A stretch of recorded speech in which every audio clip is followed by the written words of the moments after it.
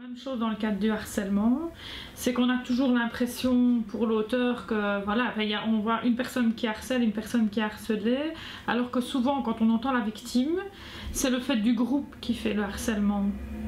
C'est parce qu'elle a eu, on va dire, un conflit avec une personne qu'on va appeler Marc par exemple, et en fait Marc a trouvé des alliés pour le soutenir et pour se moquer avec lui de la victime, et pour finir le harcèlement il est constitué de plein d'autres personnes.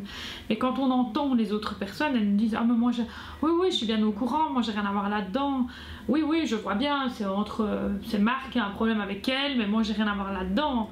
Et en fait si, à plusieurs reprises ils se sont retrouvés à plusieurs contre elle, ils se sont moqués ensemble d'elle, ils l'ont attendue à la sortie alors qu'il y avait eu déjà par le biais on va dire de Facebook ou peu importe quel autre outil des menaces en disant on t'attendra à la sortie, on te fera la peau.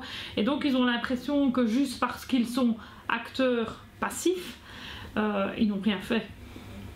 Avant il y avait encore je veux dire, s'il y avait le harcèlement sur l'école, vous sortiez de l'école, c'était terminé. Il y avait encore le chemin de l'école éventuellement. Mais voilà, les gens n'allaient plus à l'école parce qu'ils étaient harcelés là-bas, mais chez eux, ça se passait encore bien. Maintenant, il n'y a plus de limite à ça, en fait, le problème. C'est que 24 heures sur 24, vous pouvez être harcelé, que ce soit avec le téléphone, c'est vite fait, avec les mails, c'était encore plus vite fait, alors que cette dimension-là n'existait pas.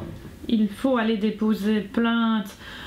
Et donc, les différents procès-verbaux qui sont rédigés par les services de police sont transmis au sein des parquets, et donc à ce moment-là, nous, on informe, ce qu'on appelle informer, donc c'est-à-dire qu'on fait l'enquête, on fait entendre les auteurs, on fait entendre les témoins s'il y a des témoins, et quand le dossier est complet, à ce moment-là, on l'oriente. On prend la décision de dire, voilà, je vais demander plutôt une médiation, je vais plutôt saisir le juge, ou j'estime qu'il n'y a pas assez d'éléments, je classe le dossier. Mais de toute façon, la plainte reste là. Donc si même par la suite, je classe un dossier parce que j'ai pas assez d'éléments, parce que l'auteur a nié le fait et qu'il n'y a pas de preuve, qu'il n'y a pas eu, que la victime n'a pas gardé peut-être la preuve des échanges de SMS ou des échanges de mails, on peut toujours réouvrir le dossier. Il est certain que si par la suite l'auteur venait à nouveau, entre guillemets, harceler la victime en lui envoyant de nouveaux SMS, il suffit qu'elle garde à ce moment-là la preuve de ces SMS-là, et donc elle se rend à la police, elle refait une déclaration complémentaire et on réouvre le dossier. Donc effectivement garder une trace des échanges, l'historique du PC, etc. Tout ça peut servir au niveau de la justice. Okay. Simplement dans les échanges d'SMS, il y a des gens qui font tout simplement, qui reçoivent un SMS et qui photocopient leur écran avec le SMS échangé. On voit le numéro qui apparaît et on voit le message, le contenu du message. Donc c'est simplement ça. Et les mails, ils impriment les mails. On voit aussi qui a envoyé le mail. Procéder à des perquisitions au sein des domiciles, aller chercher donc des auteurs, bien sûr, aller chercher les ordinateurs, les GSM, tout ce qui a pu en tout cas permettre de commettre cette infraction. Et donc on a des services spécialisés qui analysent ces GSM, ces ordinateurs, et qui permettent de remonter en termes d'historique, et peu importe ce qui a pu être effacé en termes de fichiers, on peut retrouver vraiment pas mal de choses.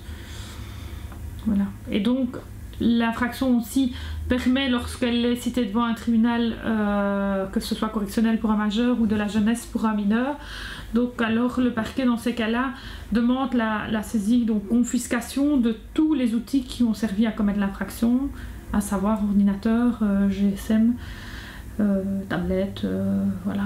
Donc ce sont une confiscation à vie par rapport, l'auteur ne retrouvera jamais ces différents outils. Et c'est à la détermination de la peine, le juge va regarder tous ces effets-là, la vie de la personne, pour voir s'il va lui mettre 6 mois ou s'il va lui mettre 5 ans. Il y a une fourchette, c'est les antécédents, c'est sa vie, c'est comment il est intégré, c'est ce qu'il a fait avant, c'est ce qu'il ne fera pas après. Tout ça est tenu en compte par le juge. Donc c'est exactement la même chose, sauf que là, effectivement, la détermination fera que la peine sera plus lourde ou pas. Mais à l'égard de mineurs, c'est plus poussé, puisque c'est tout son milieu de parcours, oui. Donc, par exemple, quand c'est en cabinet du juge, il peut demander une mesure pour être éclairé sur le milieu de vie. Donc ses rapports avec ses parents, est-ce qu'il écoute les règles, est-ce qu'il se soumet facilement à l'autorité, est-ce qu'il va à l'école, est-ce qu'il est ou pas en décrochage, est-ce qu'il a déjà été violent au sein de la famille, puisque parfois on a un fait nous, Mais quand on convoque les parents, on se rend compte qu'il y a une multitude de faits entre guillemets cachés ou non dits, parce que c'est peut-être pas évident pour un parent d'aller dénoncer des faits à l'égard de son propre enfant. Donc voilà, il y a vraiment toute une étude qui est faite par rapport à ça, pour prendre la mesure la plus adéquate à l'égard du jeune. Alors ces infractions existent bel et bien et sont poursuivables dans le chef aussi des jeunes. La différence entre un majeur et un mineur, c'est qu'à l'égard d'un majeur, on demandera une peine d'emprisonnement. À l'égard d'un mineur, on a différents outils. On peut effectivement envoyer une simple lettre d'avertissement. On peut effectivement aussi faire un rappel à la loi ou par le biais du magistrat ou par le biais du criminologue. On peut envisager une médiation entre l'auteur et la victime, ou on peut alors saisir le juge de la jeunesse. Et dans les cas les plus graves, on peut en arriver à un placement du mineur pour les faits qu'il a commis. La personne harcelée se suicide. Quelle peine ont les autres, même s'ils sont mineurs? C'est quoi l'enfermement? C'était ça aussi l'idée. Il n'y a pas une peine plus grave par rapport à la victime. Ce qu'il sera par rapport à la victime, c'est la conséquence financière au niveau du dédommagement. La peine sera énorme au niveau du dédommagement. Donc financièrement, les parents qui sont civilement responsables des jeunes qui seront auteurs de ce fait-là devront payer eux plus. Maintenant, le fait comme tel, il existe.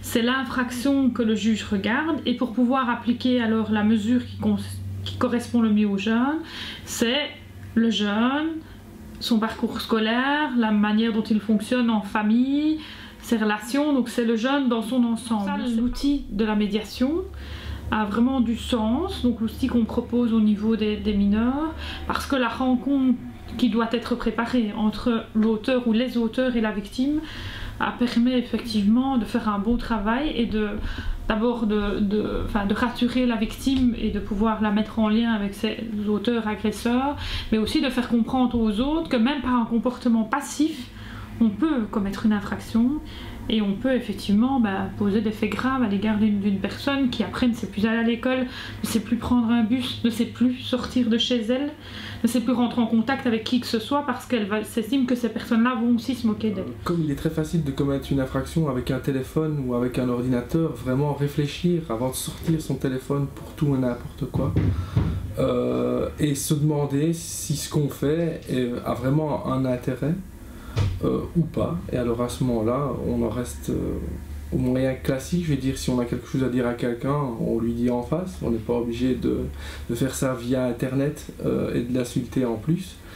Et il faut faire attention aux autres, à la vie privée des autres. Maintenant, il faut savoir que le droit à la vie privée en droit pénal, il n'existe pas. Il n'y a pas une infraction qui dit on m'a pris en photo ou on a enregistré une de mes conversations, je vais aller porter plainte.